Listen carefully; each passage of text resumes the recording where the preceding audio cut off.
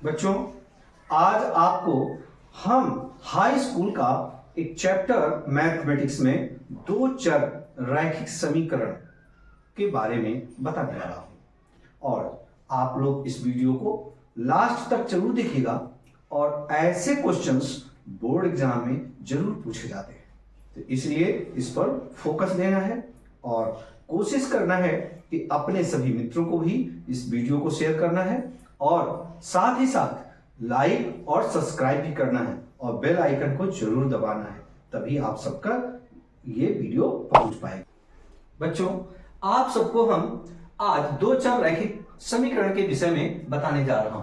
चलिए ध्यान दें, दो चर वाले रैखिक समीकरण, जैसे मान लीजिए एक ax plus bx plus c बराबर 0, ये एक समीकरण है, ये एक समीकरण है, ये एक रेखा है जो कि इसमें दो चर हैं, एक चर x है और दूसरा चर y है। एक चर x है और दूसरा चर y है, इसीलिए इनको कहा गया दो चर वाले रैखिक समीकरण, क्योंकि यहां पर एक चर x है और दूसरा चर y है, तो y और x और y दो मिलकर चर मिल रहे हैं, इसीलिए इसका नाम रखा गया दो चर रैखिक वाले समीकरण। तो हम इसी पे आगे चर्चा करते हैं, इनको कैसे सॉल्व किया जाए। जब दो समीकरण दिए हों तो उन दोनों समीकरणों को सॉल्व करने के लिए हमें क्या करना पड़ेगा, इस पर हम आपको चर्चा करेंगे। चलिए देखिए, अगर आपके पास दो समीकरण दिए हों, पहला समीकरण दिया है आपके पास a1x plus b1y plus c1 is equal to 0, equation first है, और फिर दूसरा इक्वेशन दिया है a2x plus b2y plus c2 बराबर 0, समीकरण 2। ये दो आपके पास समीकरण दिए हैं। इन दोनों ही समीकरणों से हमें यह पता करना है कि यह कौन से समीकरण हैं, इनकी क्या कंडीशन है। तो इनके कोफिशिएंट्स, पहले का कोफिशिएंट्स a1 b1 c1, मतलब x चर का कोफिशिएंट्स a1, y चर का कोफिशिएंट्स b1 और कांस्टेंट टर्म क्या है, c1 है। इसी तरह से दूसरे समीकरण में यहां पर आपका जो कांस्टेंट टर्म है वो c2 है और y का कोफिशिएंट्स b2 है और x का कोफिशिएंट्स a2 है। जैसे कि पहले बताया, x का कोफिशिएंट्स a1 और इसका b1 और यहां पर कांस्टेंट टर्म c1। अब इन्हीं a1 b1 c1 a2 b2 c2 के रिलेशन से ही हम पहचानेंगे कि कौन सा प्रतिच्छेदी समीकरण है, कौन सा समीकरण संपाती है और कौन सा समीकरण समांतर है। इसी से हम यह भी जानकारी करेंगे कि कौन सा समीकरण संगत है और कौन सा समीकरण असंगत है, मतलब यूनिक्यू और अनयूनिक्यू। ठीक है, तो हम बात करते हैं, सबसे पहले एक रिलेशन बनाते हैं और a1 upon a2 is equal to b1 upon b2, और यहां पे लगा देते डज नॉट इक्वल टू। जब ऐसी कंडीशन हो, ये पहली कंडीशन है, जब ऐसी कंडीशन हो तो समीकरण कौन सा होगा, तब उसके समीकरणों का हल क्या होगा, तब हम कहेंगे ये प्रतिच्छेदी समीकरण है। कौन सा समीकरण है, प्रतिच्छेदी समीकरण है। प्रतिच्छेदी ये क्या है, प्रतिच्छेदी समीकरण है। प्रतिच्छेदी इंटरसेक्टिंग लाइन है। कौन सी लाइन है, इंटरसेक्टिंग लाइन है। ठीक, इसके बाद दूसरा नंबर आता है a1 upon a2 is equal to b1 upon b2 does not equal to c1 upon c2। जब ये हो तो हम कहते हैं कि यह समीकरण हमारा जो है वो क्या है, समांतर है, समांतर है, पैरेलल है। क्या है, समांतर है, पैरेलल है। बात समझ में आ रही ना। अब पहले इसका समझ लीजिए, a1 upon a2 does not equal to b1 upon b2, मतलब a1 अपान a2 का मान b1 अपान b2 के बराबर नहीं है। उस दशा में प्रतिच्छेदी रेखा होगी, प्रतिच्छेदी इंटरसेक्टिंग लाइन होगी। दूसरी स्थिति a1 upon a2 is equal to b1 upon b2 does not equal to c1 upon c2 होगी, तो ये समांतर रेखा होगी, पैरेलल लाइन होगी। इसी प्रकार से तीसरी स्थिति इसकी बनती है a1 upon a2 is equal to b1 upon b2 is equal to c1 upon c2, और तब ये हो जाती है आपकी प्रतिच्छेदी, समांतर और संपाती।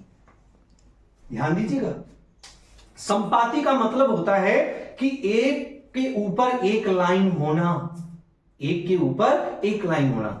यहां इस प्रतिच्छेदी का मतलब होता है, इस वाले का मतलब होता है कि लाइन आपस में कट कर रही है किसी पॉइंट पर।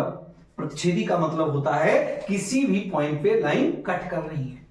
समांतर का मतलब होता है कि दो लाइनें एक दूसरे के समांतर हैं।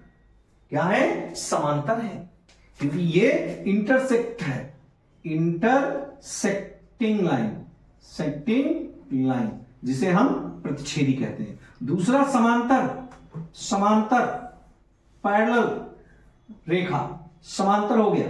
और तीसरा संपाती का मतलब एक रेखा ये है और इसी के ऊपर दूसरी रेखा है, इसी के ऊपर दूसरी रेखा भी है, मतलब एक ही में दोनों है, इसीलिए संपाती है। समझ में आ गई बात? कहने का मतलब एक रेखा के ऊपर एक रेखा, जैसे ये रेखा है इसी के ऊपर ये रेखा हो, तो इसका मतलब क्या हुआ? ये संपाती है। क्लियर हो गई बात? अगर यही चीज हम आपको यहां से समझाने दें, अगर ये दो लाइनें हैं और ये दोनों लाइनें इसे आपस में इंटरसेक्ट कर रही हैं पॉइंट पर, तो इंटरसेक्टिंग लाइन हो गई। अगर यही एक ऐसे लाइन है तो ये क्या है? पैरेलल है, इनका कोई सोल्यूशन नहीं होगा। लेकिन अगर यही ऊपर है ऐसे, तो इनके इनफाइनाइटी सोल्यूशन होंगे, अनेक हल होंगे, इनके अनेक हल होंगे। और अगर इंटरसेक्टिंग लाइन है, आपस में कट कर रही हैं, तो इनका केवल एक ही हल होगा। इसका मतलब भी आपको समझना है। पहली चीज कंफर्म हो गई कि ये प्रतिच्छेदी है, समांतर है और संपाती है।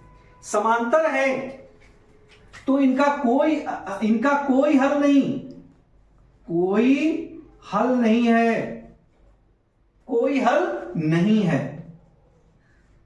लेकिन अगर ये प्रतिच्छेदी है तो केवल एक हल है, केवल एक हल है। कितने हल है? केवल एक हल है। और अगर ये संपाती हैं तो अनेक हल हैं, अनेक हल हैं।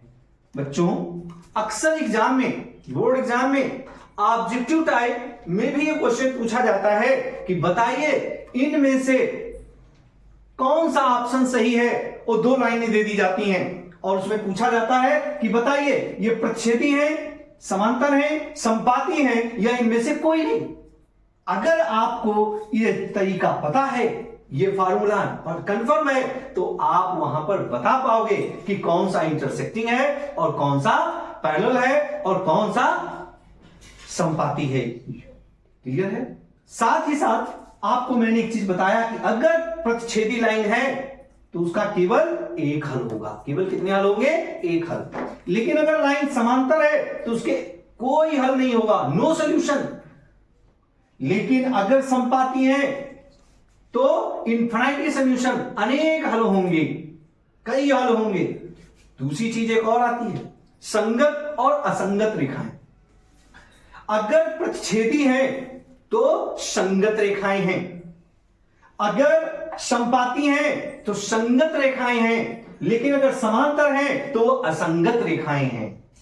मतलब इसका एक सीधा समझिएगा।